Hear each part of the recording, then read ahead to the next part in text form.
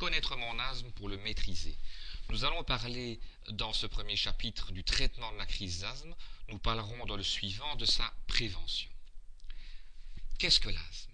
L'asthme est une maladie chronique, c'est-à-dire qu'elle est présente toute l'année et même tous les jours de l'année.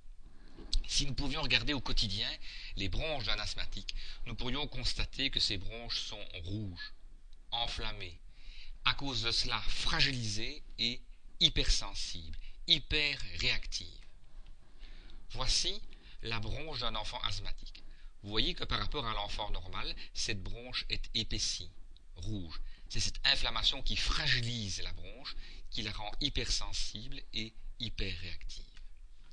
Un patient normal qui a des bronches normales supportera les irritants classiques de l'environnement, tels qu'un peu de fumée, faire du sport, avoir une infection virale ou respirer de l'air froid. Par contre, la bronche enflammée et fragilisée de l'asthmatique ne supportera pas ces irritants et décompensera brutalement son inflammation en présentant d'abord une contraction des muscles lisses péribronchiques, ensuite une augmentation de l'inflammation, de l'épaississement de la paroi interne de la bronche et enfin une hypersécrétion. Cette triple obstruction sera à l'origine de la difficulté respiratoire de la crise d'asthme. Je le répète, lors d'une crise d'asthme, dans un premier temps, nous avons une contraction des muscles lisses péribronchiques à l'origine du premier obstacle, le plus rapide, le plus intense qui apparaît dans les premières minutes. Ensuite, si la crise d'asthme est suffisamment importante, apparaît dans les heures qui suivent un épaississement de la paroi de la bronche, une inflammation de sa muqueuse et une hypersécrétion de cette dernière. Dans ce cadre, l'enfant subit une triple obstruction musculaire, œdémateuse et hypersécrétoire qui est à l'origine d'une crise d'asthme sévère. Comment traiter la crise d'asthme? Il faut d'abord s'attaquer au premier obstacle qui est la contraction des muscles lisses péribronchiques. Pour cela, il faut administrer, il faut inhaler un bronchodilatateur qui est en fait un bêta-2 à courte durée d'action. Ce bronchodilatateur qui est inhalé par le patient va se déposer dans la bronche et atteindre les muscles lisses pour les détendre. Le bronchodilatateur détend en fait les muscles lisses péribronchiques. Cette détente permet la réouverture de la bronche et une respiration de nouveau optimale. L'effet de ces bronchodilatateurs démarre après 15 minutes de manière optimale et peut durer 4 heures. Voici les différentes formes de bronchodilatateurs qui existent en pharmacie et dont nous expliquerons l'utilisation dans les chapitres suivants. Si la crise d'asthme est suffisamment grave, il y a une deuxième composante à l'obstruction, un deuxième temps à l'obstruction, c'est l'inflammation excessive de cette muqueuse et l'hypersécrétion de mucus. Les bronchodilatateurs sont incapables d'agir sur ces deux dernières composantes.